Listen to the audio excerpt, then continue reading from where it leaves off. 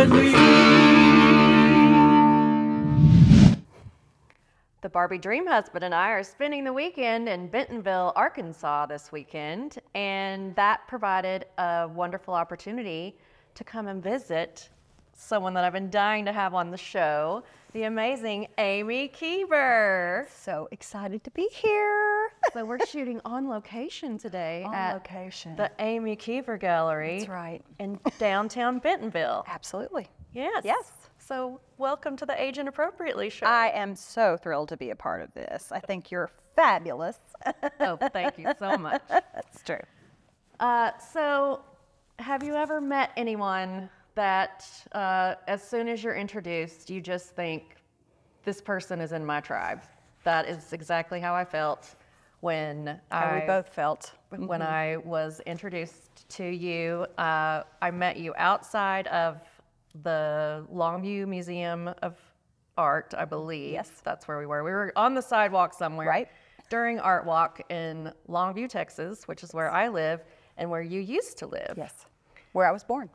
That's where you were born? Yeah. I was going to ask you where you were born because I wasn't sure. Yeah, I never really lived in Longview, but we were in Pittsburgh and Winsboro. So yeah, there are many. Pittsburgh, Texas. Pittsburgh, Texas. That's right. They say Pittsburgh. Oh. Yeah. Yeah, Pittsburgh, like Paris, Texas. Right, right. Yeah. So Amy lived in Longview, and I was so excited to meet her, and then about 5 minutes later, you moved up here to Arkansas. Right. So I probably exactly 5 minutes later. So we didn't really know each other very well, but I was following you on Facebook and Instagram, and everything you posted, I was like, oh my God, me too. Oh my God, me too. And likewise, we just have bonded over social media. Absolutely. Yeah, for sure. Yeah. And I think my first words to you were, I don't know much about you, and I don't know what you're about, but you had me at that pink hair. And you were wearing big earrings, sort of like always. this. Yeah. And I knew immediately that we were kindred. Pom-poms, that's yes. right. And do you make those yourself? These I don't. The ones that you saw, I did, but these are ponytail holders that no one else in God's green earth would wear, so there's no sense in me making them, but they make fabulous earrings. So you too could have these. I think I will. And lips, is it my logo? Oh, that's right. That's right. I've always been a lip girl. I have a dear friend, Kim Gerasi, who I think started this. We were at a art conference in Asheville, North Carolina, and I hear her across this store and says, "You've got to get this." And there was a red pair. My friends do that to me all the time, yeah, too. Absolutely. This is so you. And this is what people will say. I could never wear this. I would probably never wear this, but you should. I get that all the time. And yet we don't ever think of that as I think of that as fabulous. That's wonderful. Sure, yes. Yeah, of course. So yeah, it's become a thing. I put it in my art and, don't have an explanation for it other than I like it. Very young, well, not very young. I was wearing lipstick, but since I was probably in junior high, I kiss if I'm sending a birthday card or a letter or just a note to my friends across the classroom, I would kiss and leave my lipstick on there. And I've been, lips are in my logo. So I love it. We are sparkly lip sisters. That's right. I could have everything that you have and just be happy as a clam. I love it. Love it. Love it. Tell us the story of Amy. Where did you just said you were born in Longview. Did you grow up there, and basically is that? No, I mean, I really went back and forth. My family is from this area, so I don't know if you knew that, but so when I was little, I was in East Texas and then came up here for a little bit. I had two older siblings that were much older, 10 and 7 years older than me, so they were predominantly here growing up, and so I went back and forth, but I always kind of looked at East Texas as my home, and so, yeah, that was how, but this was the second home as well, so, so yeah. And I read in your bio on your website that you moved a lot. So art became your friend. Absolutely, absolutely. I mean, I was that weird kid, obviously. And so what do you do with, you know, and I was almost that way with my family because it was like, number one, where did she come from? And now what do we do with her? And so, yeah, art was that constant that I could just reference back. And I think it was kind of a good thing because it pulled me away from wanting to be in the norm. And my mom was very, hey, do what you know, be who you are. Good. So that definitely was a voice for me too. But yeah, it was always, always, always in me. Now, it didn't come out till much later as far as a public thing, but I've always loved it. Yeah. So does anybody else in your family do anything creative? No, well, I will say these books over here are my grandfather's books. And so he retired, he was president of the bank and retired and started publishing his work. So he definitely, and my grandmother played the piano. But as far as artists, I don't know of anybody that's in my family that, so yeah, I was kind of like that odd duck in my community maybe, an odd duck maybe in my, you know, where did this come from? Yep, it was, my sister used to call me the milkman's kid. Yeah, it was like, you know, people say, where'd this come from? I'm like, it had to come from inside because I really didn't have influences. My mom, you know, she was good. If I said I wanted to do an art class, she would, but she had literally no desire for art. Like it was not, you know, but so that's the only reason I say it wasn't around me because it really was that I just loved it from the get-go. And were you drawing mostly? Yes.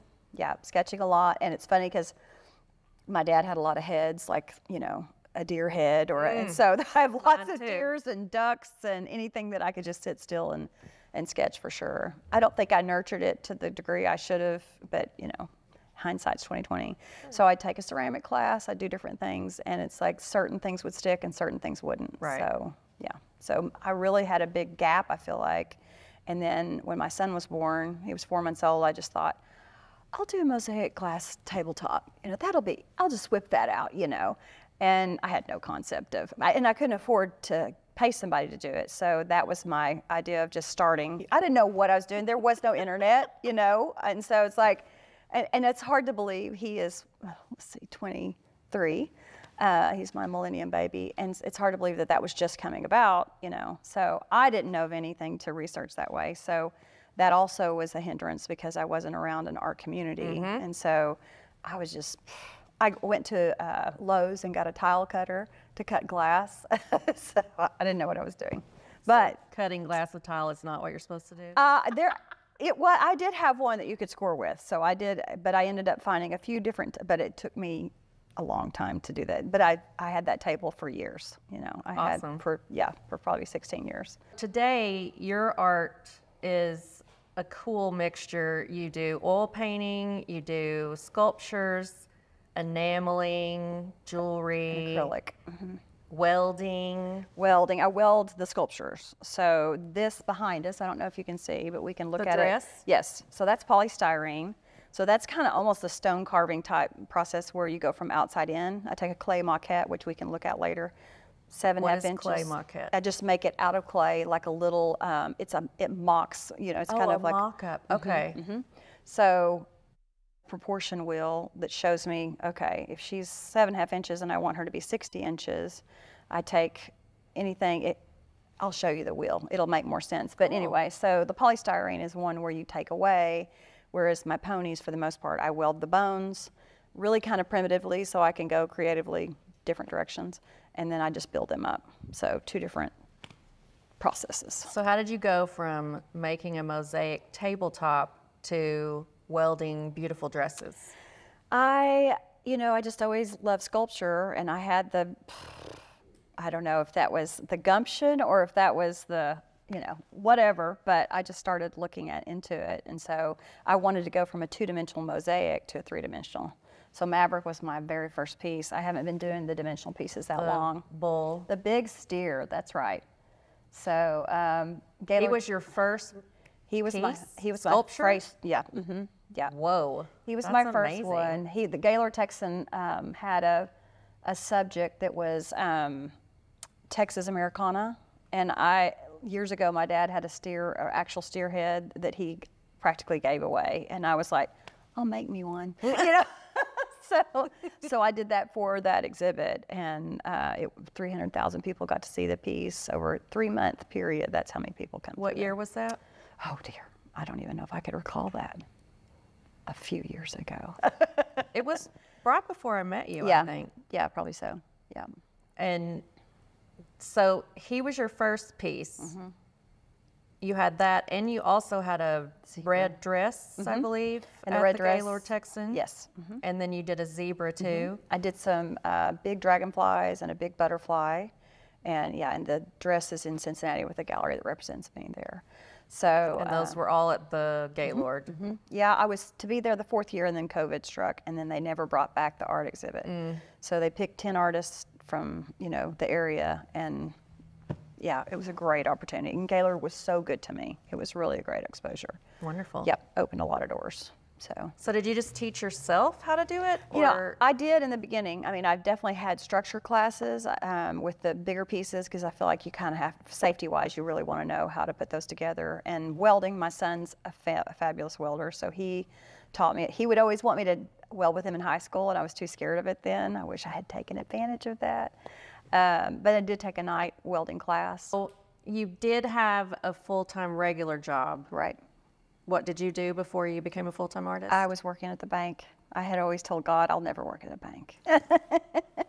So yeah, and just had a God moment. I had a total God moment where I was staying up till 3 o'clock in the morning doing mosaics and then going to work. And it was like, yes, I was in so much pain with it. It sounds pitiful now, but I was like, literally like, God, make the dream go away. I can't do this anymore. Like this, I'm exhausted, I'm sad. And then I went to lunch that day. I still have that paper. I thought, well, I'm going to go look for something, because this is not a fit for me. They fitted me for uniforms, and I always laughed. That was the death of me. Like, I'm going to look like everybody wear else. A uniform at the bank? Yes. Yeah. So, yeah. But so I come back from lunch, and the receptionist gets a call, an extra call. She's already on a call, and I grab it. And the lady said, I'm a mosaic artist, and someone's told me there's a mosaic artist there, and I'm trying to find her. And I knew that was me. And my one statement I've always stood on is, God's not a cruel God. So I was like, what do you do? What's this about? And so I was a single mom at the time, and I had land that I'd been paying on that sold 2 weeks later, and I took the equity and opened up my first studio. And it wasn't much bigger than this little area right here. It was like a big room. But I was breathing for the first time. Like, I was so excited. Yeah. That's amazing. Yeah, it was really. So you just took the leap.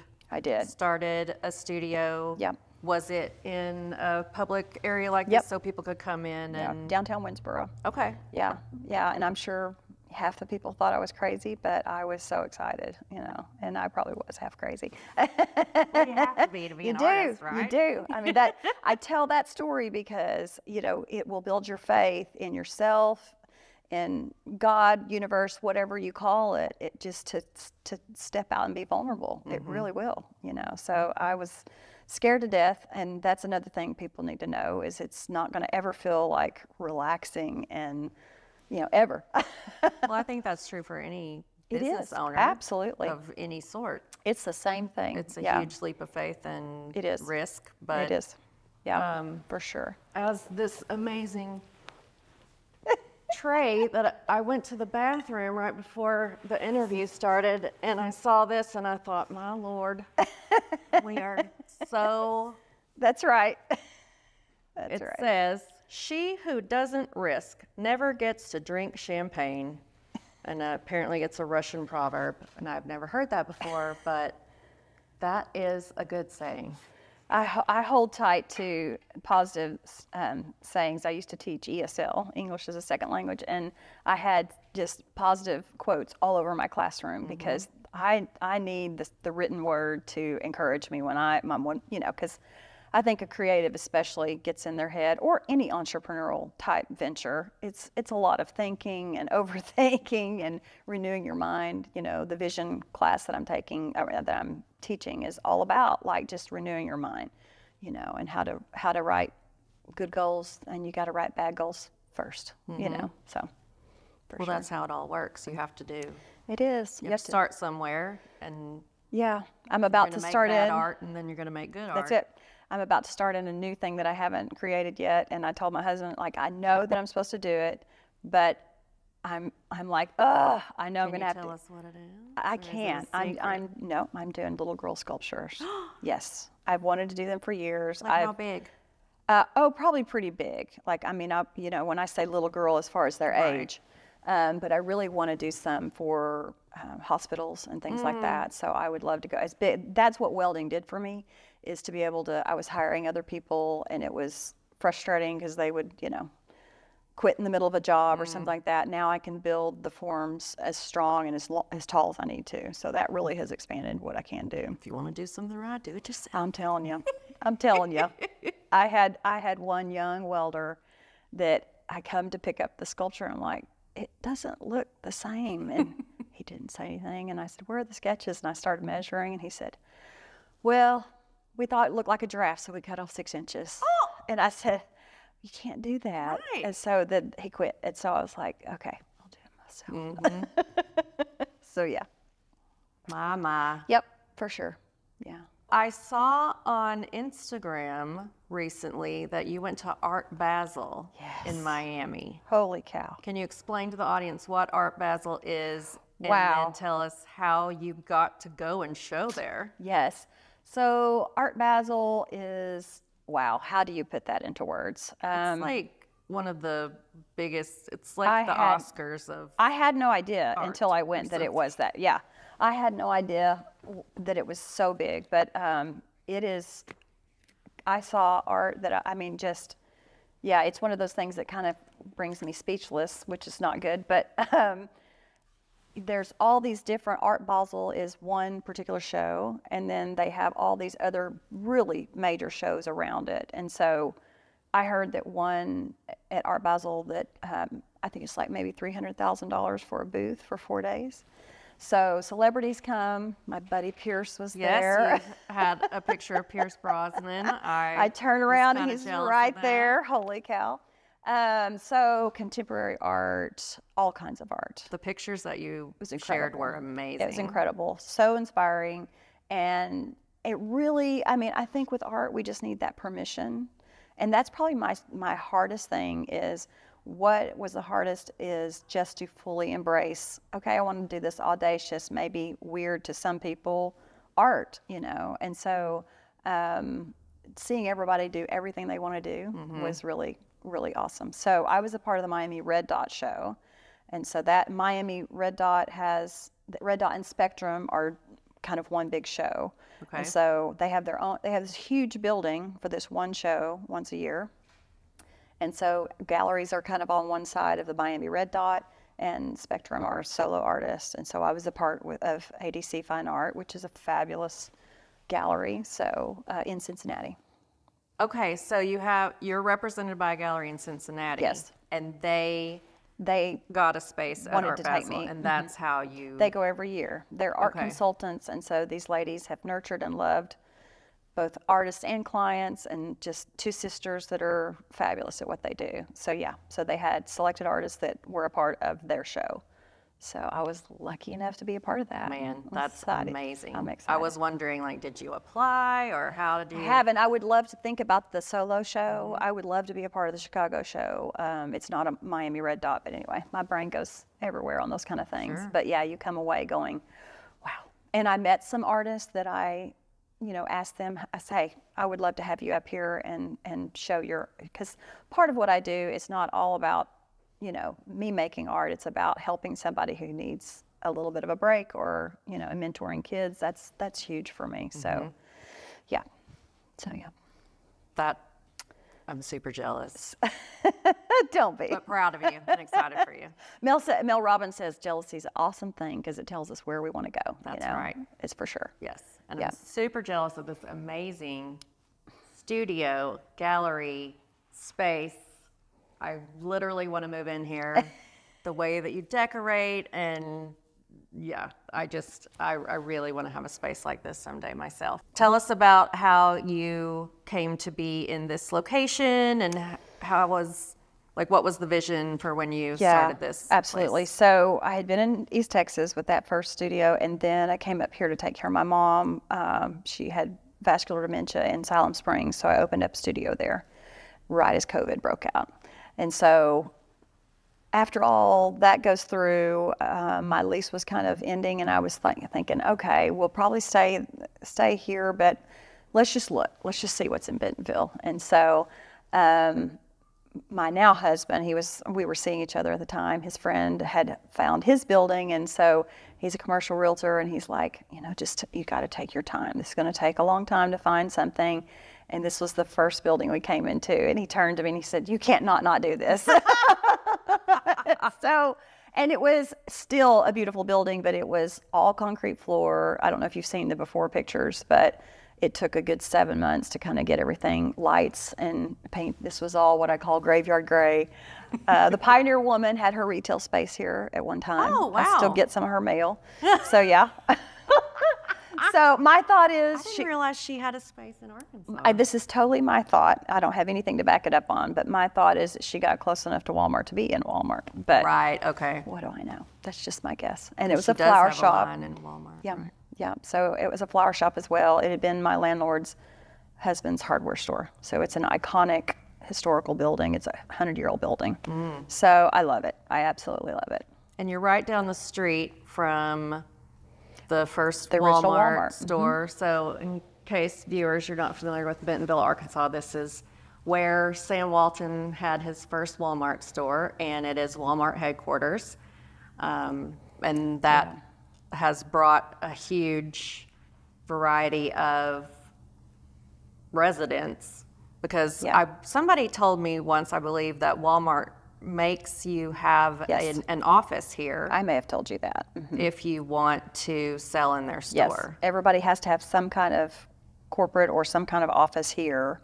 And so it's just brought so much diversity. It's such a neat area to be a part of. I was that East Texas girl that was never going to leave Texas, but I absolutely love it up here. Our trails, for biking or walking are fabulous. And, Alice Walton has done so much to bring free, admission for Crystal Bridges and all kinds of things. Yes, so we're Sam blessed. Walton's daughter, Alice, created the Crystal Bridges Museum, which we're going to when we leave here. So I might be showing you guys some of that too. It's fabulous. You've been.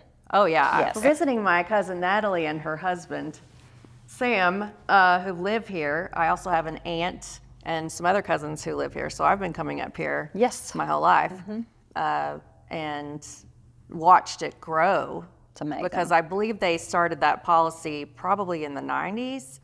As far as that's the Walmart policy for people moving here, because that's kind of when it exploded. I don't know about that. I don't know about that at all. Yeah. But I know she opened Crystal Bridges on 11/11/11.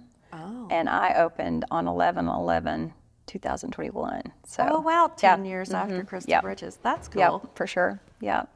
Now I think that's a good segue to do a tour of the studio. Okay. Perfect. So now we're going to have a tour of this amazing studio. So I normally have a little bit more paintings on the wall, but we've moved those to a second location, getting ready for some new paintings. So this is my big boy Maverick. He is over 15,000 pieces of hand-cut stained glass. So a fun thing with my first sculpture.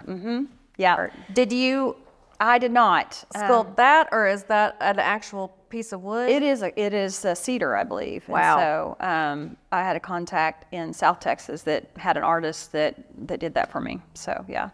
So 15,000 pieces of hand-cut stained glass. So when you cut to make it, I don't grout for the most part my pieces because I feel like it can distract the eye. And so that means they've got to fit pretty tight. And so every time glue or okay. But every time it starts out in big sheets of like 3 foot by 4 foot, and then I just cut down.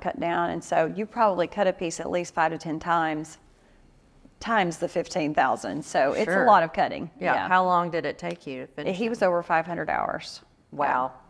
Yep. I have a zebra. I don't know. This one was one I did for a client in South Texas. And so this one was 337 hours and right at 10,000 pieces. So it might be hard to see, but we can show that later.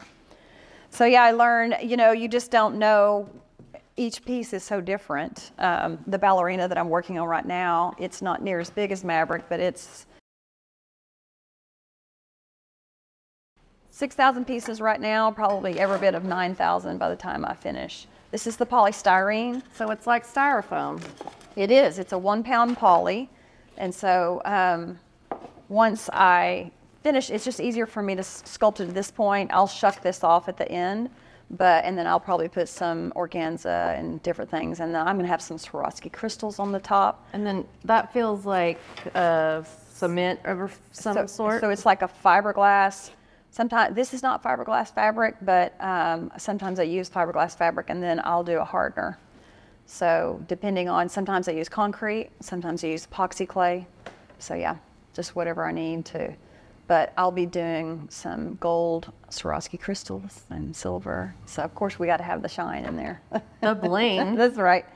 And then I have a podium that she'll sit on. Where do you get the glass that you use? I have a supplier in Houston, Hollander Glass, but you can order it, you know, but it's so heavy that I just go down and I actually. Is it a specific kind of glass? This is bullseye, so this is a fusible glass. And so I have a kiln as well, and so I can fire glass. It has a COE, which I won't be able to explain that perfectly, but. Science stuff? Yeah, it's like the artist in me is like, it's a thing, you know, but so it has to be matching or, you know, to where it can blend with the same types of COE, whatever that is. I should know, that's terrible. No. So yeah, and this is like, they have a first mill, a second mill, so if it's a first mill, it's going to be bumpier and more texture. Whereas the second mill would be almost flat. I prefer the first because I want it to be like texture. I like texture. Yeah, yeah. I like texture and variegation. I like variegated glass. I rarely do anything that's like a solid color. So did someone commission this, or you're just making this? No, I have someone in Pennsylvania that's looking at it who wants first dibs at it. So I had hoped to have it finished by now, but I'm not quite there. But the pink glass, a fun fact for pink and purple, is it takes a little bit of 14 karat gold to make the color. What? That's why it's so expensive. Wow. So I would be in a glass shop and I'd be like, oh, that's really pretty. And I put it off and I thought, I'm going to do it. So I find the more classes that I take in different mediums, even though they all kind of blend together. They do. And what I learned taking a colored pencil class applies. That's exactly when right. I'm painting with watercolor. That's why someone should not be like, oh, I just started painting. Like, Right. Really, you didn't, because you've had years of that building on building. I totally agree with that. Yeah, for sure. So is this a piece of glass that you've been cutting to put on here? Yeah. So can you show us how you cut it? I'll come right back to you, but let me grab this. So I take double-wheeled nippers. Double-wheeled nippers. Nippers, that's right. Nice. Yeah. Fun. Okay, we should have our safety glasses on when we do this. That's right, because it's very. I am going to tell this story because it's sad but true. I've been doing glass 23 years since my son was born, and I just got my first piece of glass in my eye. Oh wow! Like 4 weeks ago. Did you have to go to the hospital? I have an eye doctor that's right across the way. How handy! And I called my pediatrician husband. I was like, oh gosh, I think I have glass in my eye. I can't, you know. So he's like, go to the, you know, like I'm not that person that's like that calm person thinking, oh, okay, I should just, you know, he's like thinking for me, go across the street and see if they can do that. And sure enough, he goes, I found it. So Did yeah. they pull it out or Yes. wash it out? Or? Yes. And I've learned to not touch it, you know, because it can, I mean, just the most minute piece. So that's very true. I don't know why I'm not super cautious about it myself. So you put your safety glasses on. I do put my safety glasses. I have readers in my safety glasses. Let's talk about your tools again. Start with the score. Sure. Okay, so we were saying that when we cut glass, it's really not that we're cutting it. And it's a pressure sensitive kind of thing. Usually, like I say, I think people go backwards, but I don't do anything. You're not supposed to saw it. You're not supposed to saw it. I've seen people at Lowe's where they go back and forth. It's like, that's going to make less of an easy break. So if it's a super long piece, we have this little thing right here, and it kind of taps. And what is that called? Just pliers or Rakers. A cutter? Rakers? That's terrible. I don't know. That's okay. No pressure. It's a breaker thingy. Yes. Yeah. I'm not that. Yeah. I'll tell my husband. I'll be like, he remembers everything. I'll be like, you're going to need to remember this from me because I'm not. Yeah, it's a breaker thingy dilly. Yeah, and this is a scorer. So a lot of times you'll put oil in it. I don't always, but these are, the thing I like about the Brita, these are double-wheeled nippers. They have numbers on them, so, and they only move, you know, not freely, but to the next number on how it sets. So when you're making you're essentially making a new blade when you put that new, when you move it over. Can you see the number right there? Yeah, it looks sort of like a can opener. Yeah, it is exactly like that. That's hysterical. Now that you say it, here's my can opener. Use the can opener to nip your glass. That's right. That's right. So these are really lightweight versus the other ones that are much more weighted. Mosaic artists will get a lot of carpal tunnel. Yeah, so, I was just thinking. Yeah.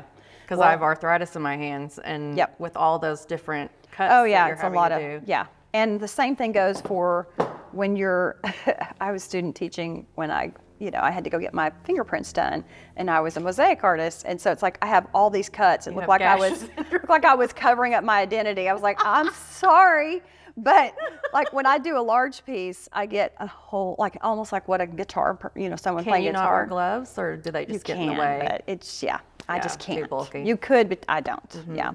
And so I developed such a callus, and I just have to pray then it comes off. And if it comes off before I'm done with the big piece, I'm like baby fingers, So that's another fun thing. But I love it. I mean, I'm not a dangerous, thrill seeker at all, but I get cut on the daily and don't even think about it. I'll be like, wow, where'd that red glass go? Oh, wait, that's me. Oh, that's your blood, not red glass. So my DNA is literally in every piece I say, whether people like it or not. Very special. That's right. That's right. So okay, so sculpture, and then you have some oil paintings. Yes, too. I have a little girl I'm working on. She's not finished yet, but this is my little wild child. I do kind of just a black and white grisaille type underpainting, and then I come in with translucent oils. And so I do start out with a little bit of acrylic, and like I say, I haven't done the pony yet or the rest of her, but I love whimsy. I love polka dots, Me too. A collector will say, what's your inspiration for this piece? And you feel like you need some big answer. And I've learned that I just am drawn to something, and then I will literally, after the piece is done, I'm like, oh, that's why I did it. It literally is like that. And so I've just learned to be completely honest with it and say, it happens really after the fact that I find out.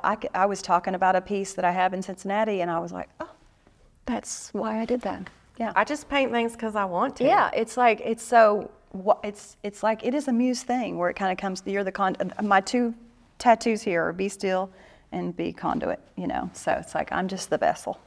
And mosaics, for some part of it, you do have to plan it out. So that's what I love about the yin and the yang of painting, because it's the abstracts. This one behind her is one that I'm doing for my sweet husband. And so this is probably layer 7, and I'll probably have easily 5 to 6 more layers. Is that oil as well? It's acrylic.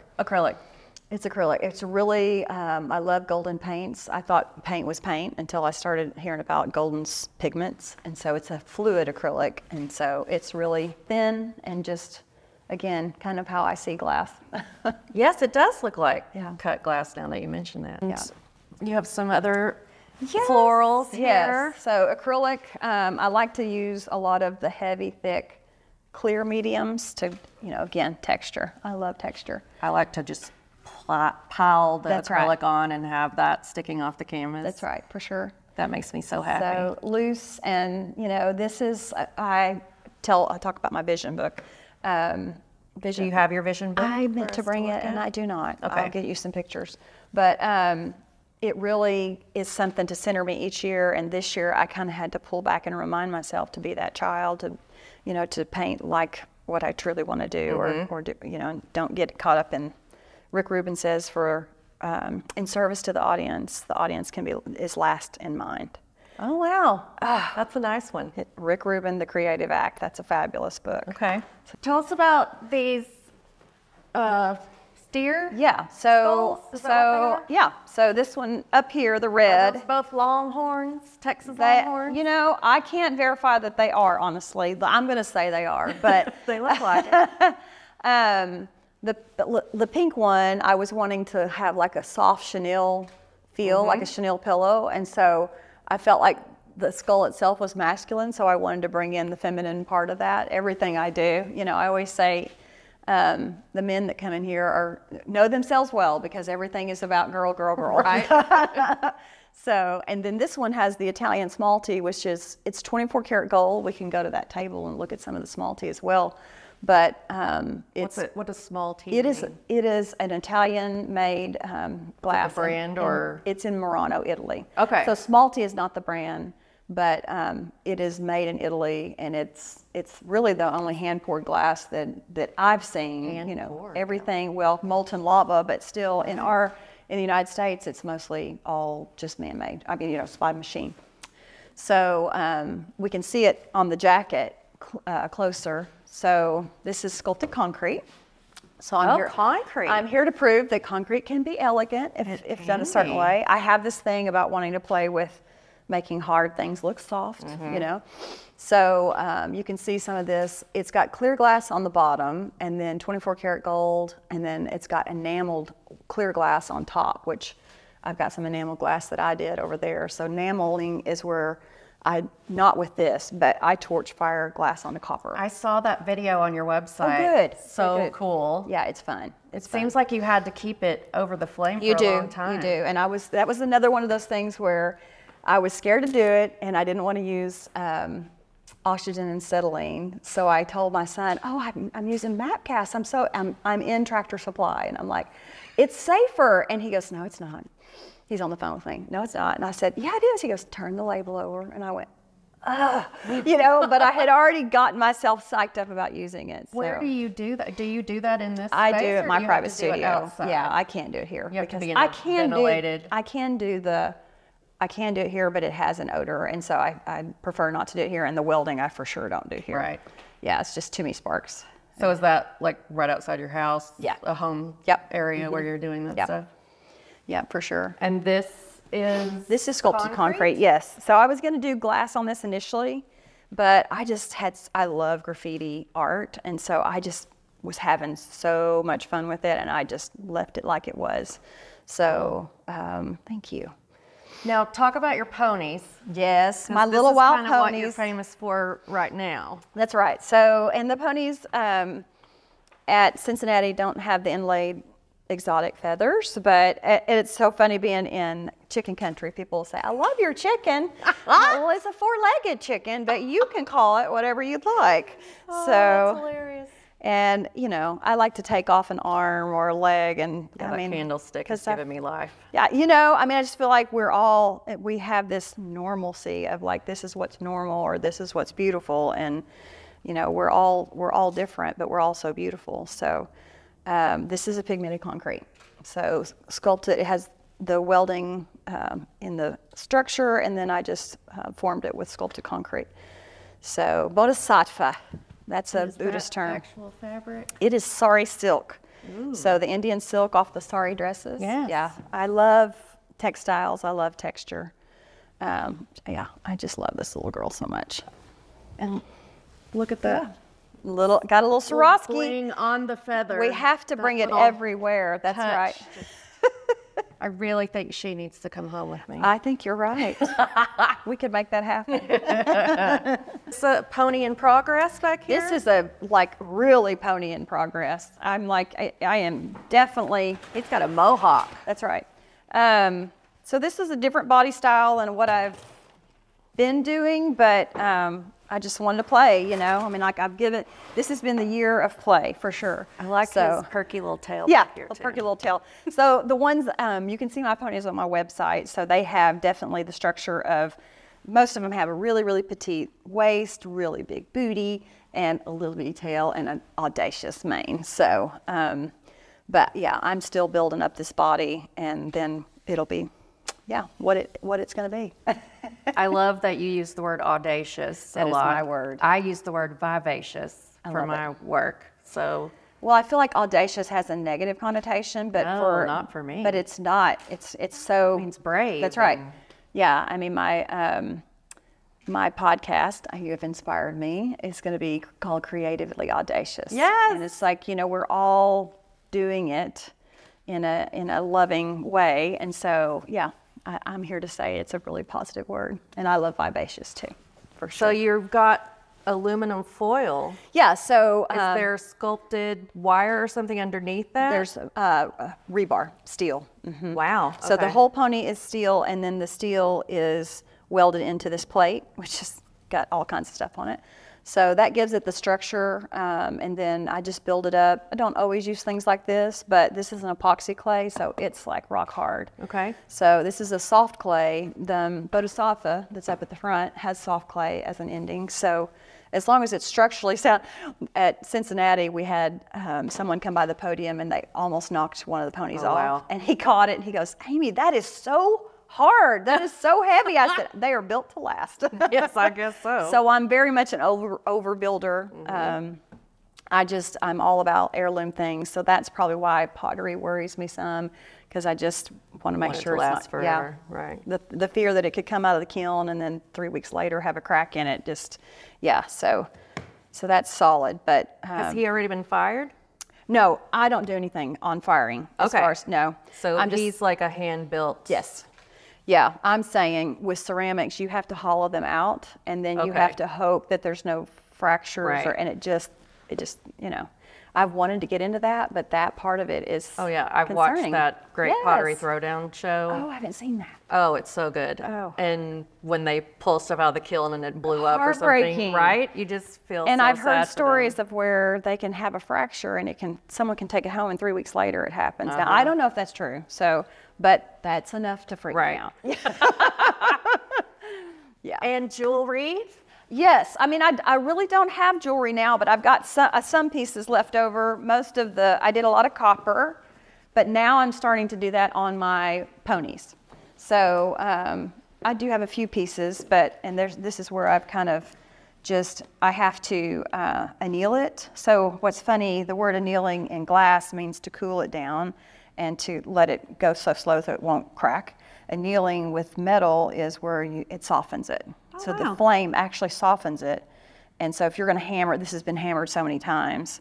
And that's copper. So and then copper wire. Yes. Wrapped around. So the more I hammer Hold up it. for the camera, yeah. please. So the more I hammer it, the more I've got to put it back to the flame and get it to where it's, because it just it gets work hard, which in the end, the work hard part is good because it's not going to be a flexible piece of jewelry. But yeah, these are quite heavy. Again, this is where I had a friend. And Well, you got to suffer for beauty. I know. Well, I love it.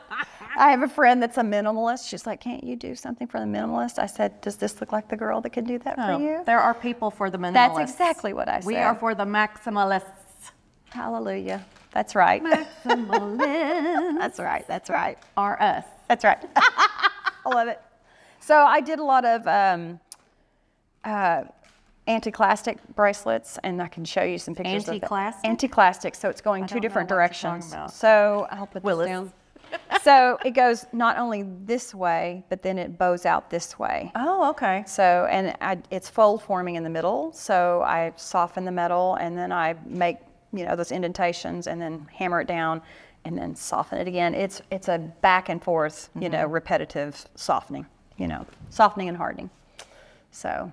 Anything else in here you want us to? Bodhisattva, that's one of my favorite ponies. This is really, I'm very fairly colorful. new to my ponies. This was something I always wanted to do, and he's my first, probably my only too, first pony. So He's your first pony? he's my first pony. I've just been doing him this year. So I have just a, special relationship. He's my first child. So Where do you get your feathers? I just ordered them from all over. I'm not really doing feathers anymore, but I can't honestly remember. Maybe Amazon. I'm not really sure. Yeah. But welded steel and a concrete body, and then soft clay finishings. So a little bit of gold Leaf. leaf. Gold leaf. Yeah, the word escapes me. Swarovski crystals, of course. A little bit of black smalty. I think there's some 24 karat gold smalty on him as well. So, yeah. Show us your smalty cards. Oh, yes, absolutely. And you were going to show us a wheel of them. Their Yes. measuring wheel. Yep. So I have this kind of as with my kids that I mentor, or even adults.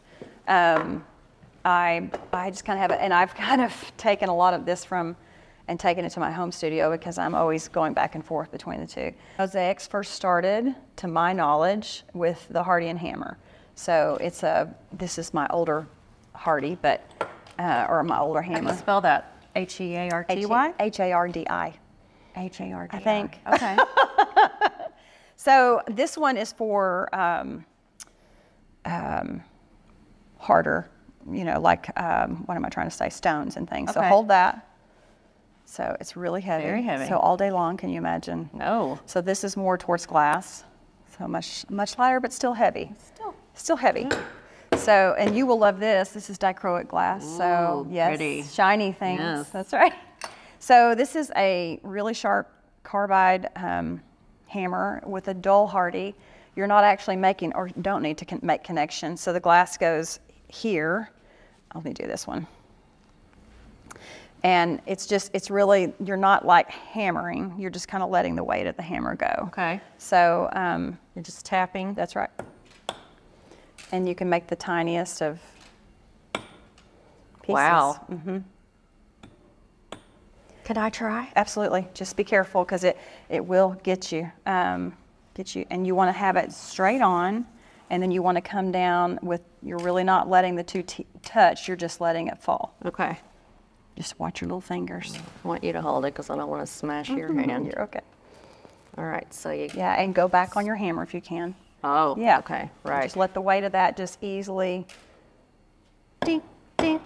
It might be easier with this one. Let me give you this one.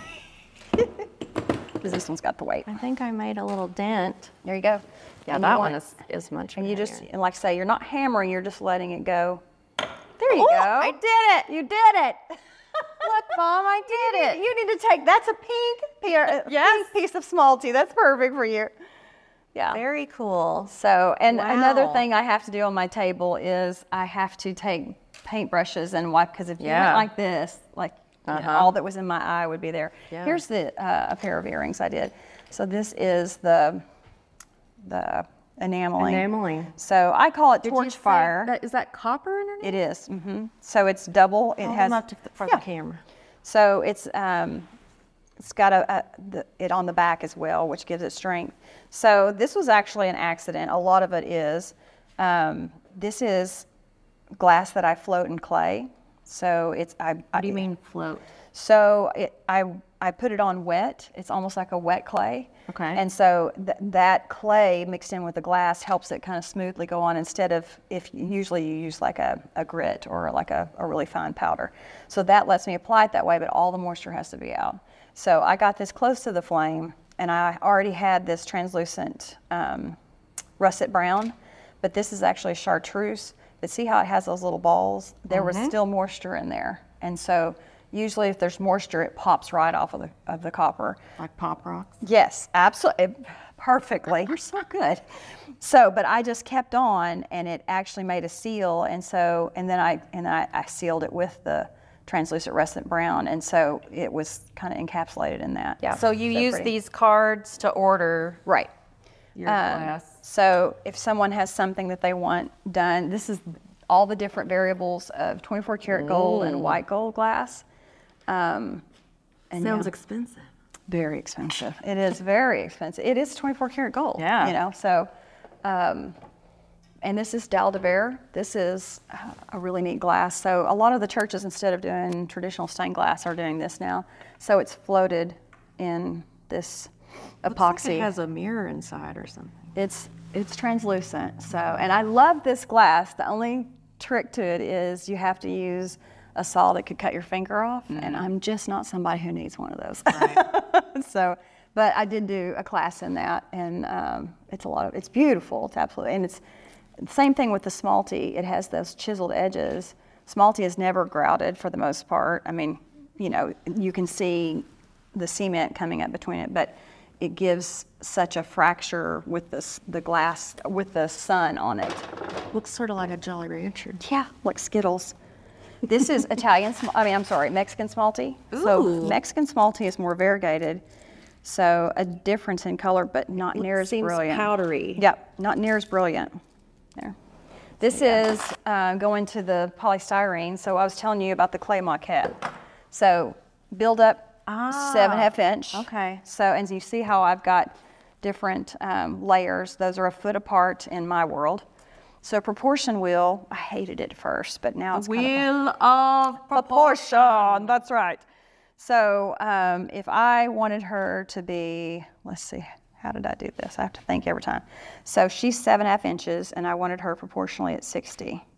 So if something on her, like her waist, was 2 inches here, then it'd be 16 inches up here. Wow. So that just kind of helps me.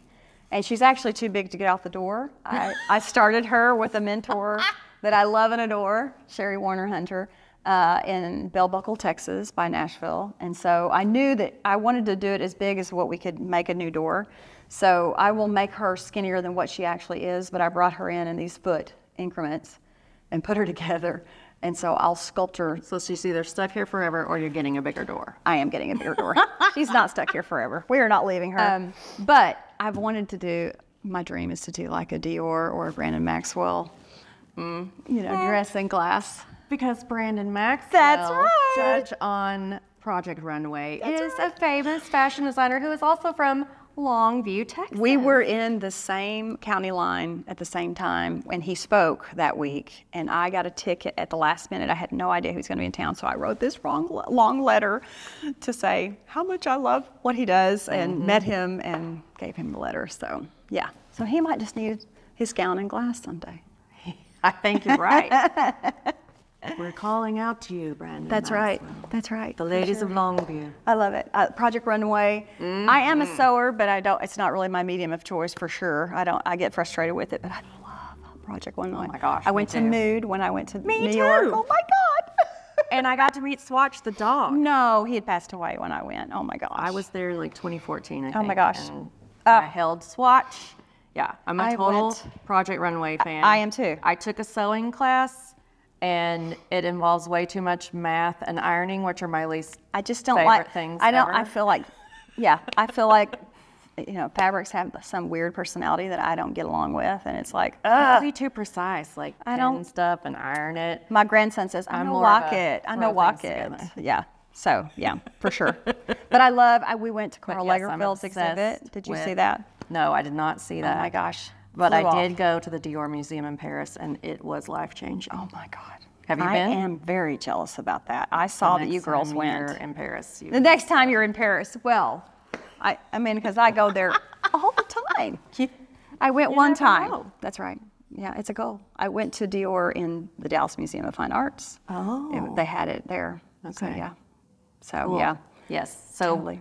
we both love fashion and Absolutely. art. We just want someone else to make it. That's The right. fashion. That's right. But we'll make our own art. We'll make our own art. That's right. For sure.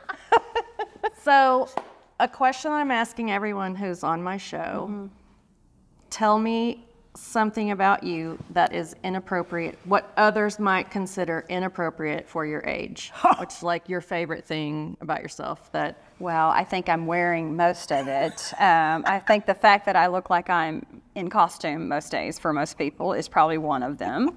I think I'm trying my most to just not worry about chasing youth and just embrace. I love Helen Mirren and Yes.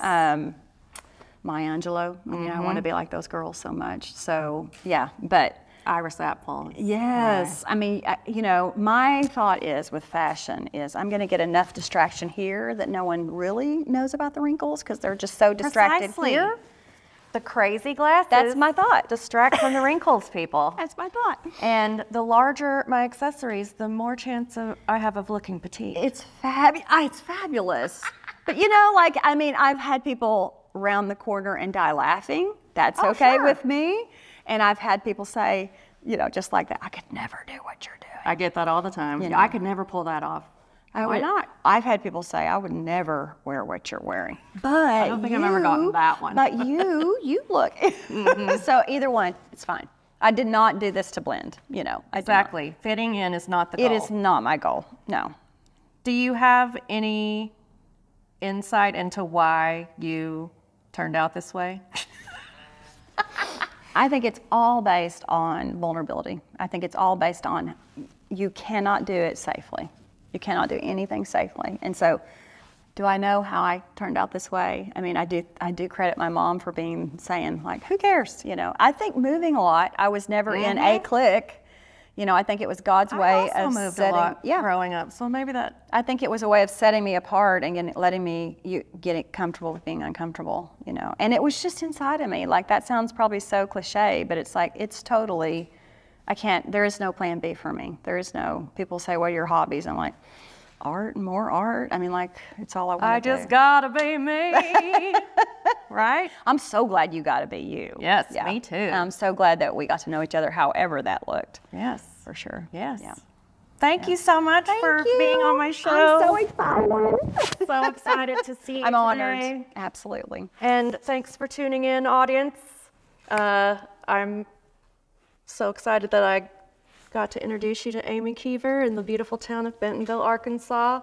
She's at the Amy Keever Gallery.